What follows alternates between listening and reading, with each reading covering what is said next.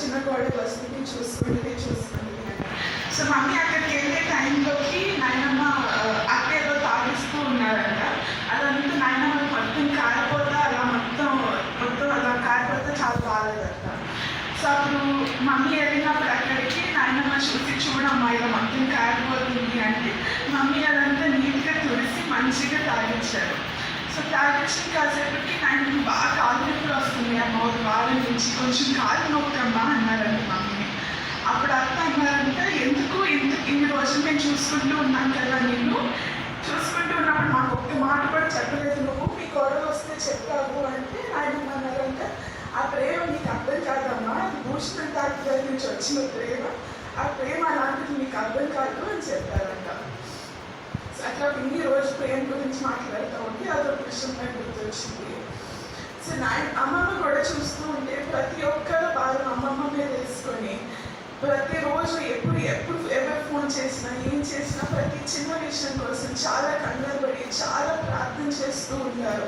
అమ్మమ్మ హాస్పిటల్లో ఆపరేషన్ సర్జరీకి వెళ్ళే ముందు కూడా ఎవరో ఫ్యామిలీ కోసం వాళ్ళకి బాగాలేదని వాళ్ళ ఫ్యామిలీ విడిపోకుండా ఉండాలని చెప్పి చాలా ప్రయాసపడుతూ చాలా ఫోన్స్ చేస్తూ అదేమో సరిగ్గా రెస్పాండ్ అవ్వకపోయినా చాలా ఫోన్స్ చేసి ఇంకా మేము చాలా కంగారు పడుతూ ఉన్నాం అమ్మమ్మకి ఏమైనా సర్జరీ ముందు ఏమైనా కాంప్లికేషన్స్ ఉంటే సర్జరీ అలా చేయలేమో అన్నట్టు. కానీ అమ్మమ్మ అవన్నీ పట్టించుకోకుండా వాళ్ళ కోసం ప్రార్థన చేస్తూ వాళ్ళ కోసం వాళ్ళని కౌన్సిల్ చేస్తూ వాళ్ళ కోసం చాలా ప్రయాసపడ్డారు. సో ఇలాంటి ప్రేమ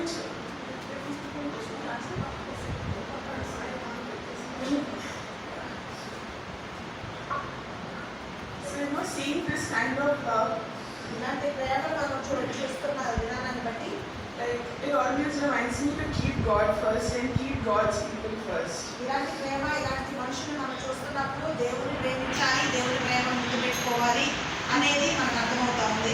For every single soul they value so much. ఎంత ఒక ఆత్మ కోసం ఎంత వాళ్ళు ప్రయాసపడుతూ ఉన్నారో, ఎంత వాళ్ళని రక్షించడానికి కొరకు వాళ్ళు పడుతున్న ప్రయాసం మనం చూస్తూ ఉన్నప్పుడు the name of a fellowship is love and action fellowship. సహవాసం యొక్క పేరు కూడా క్రియాశీల ప్రేమ సహవాసం, ప్రేమ సహవాసం అని మన సహవాసం యొక్క పేరు.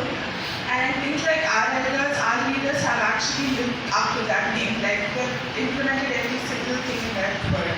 ఆ ప్రేమ కలిగిన సహవాసము, ఆ ప్రేమ అన్న విధానానికి మన పితరులైన వారు లేకపోతే మా ముందున్న సేవకులు వీళ్ళందరూ కూడా ఆ ప్రకారంగా వారు జీవించారు, ప్రేమ కలిగి జీవించారు. They've always put themselves ahead of others. వాళ్ళకంటే ప్రాముఖ్యత ఎక్కువ, వాళ్ళ కష్టాలు వాళ్ళ ఇబ్బందుల కంటే సేవకులు సహవాసంలో ఉన్న సేవకులైన వారిని చూసినట్లయితే వారి సమస్యల కంటే అందరి సమస్యల్ని వాళ్ళు ముందు పెట్టుకొని భారం కలిగిన వారిగా ఉన్నట్లుగా మనం చూస్తూ ఉన్నాం. So even if we have that kind of love, like that love which shows like love your neighbor as yourself, that kind of love. ప్రేమ మనం కూడా అలాంటి ప్రేమను మన యొక్క సహోదరులు మనం ప్రేమించాలి అని దేవుని యొక్క ఆజ్ఞ ప్రకారము మనము కూడా మనకంటే మనల్ని ప్రేమించుకున్నట్లుగా మన సహోదరులు కూడా మనం ప్రేమించగలిగినట్లయితే we would do anything to like show people God's love.